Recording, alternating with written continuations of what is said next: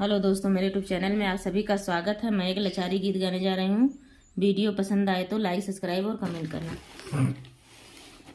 बिना नथुनी गवनवा ना जइबहो, बिना नथुनी गवनवा ना जइबहो। पहिला लियावन ससुर मोरा अइले, पहिला लियावन ससुर मोरा अइले।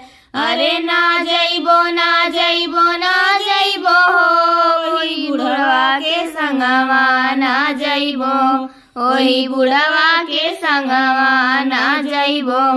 बिना नथुनी गवनवा ना जइबो, बिना नथुनी गवनवा ना जइबो।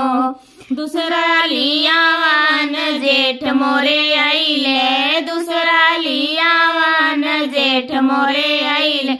अरे ना जइबो ना जइबो ना जइबो वही गुंडा के साथवा ना जइबो, वही गुंडा के साथवा ना जइबो।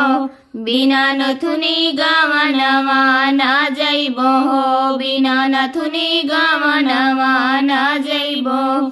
तीसरा लियावन देवर मोरे अइले, तीसरा लियावन देवर मोरे अइले।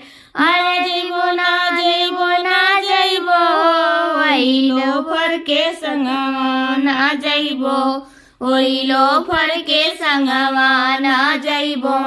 बिना नथुनी गवनवा ना जइबो, बिना नथुनी गवनवा ना जइबो। चौथा लियावन पिया मोरे अइले, चौथा लियावन पिया मोरे अइले।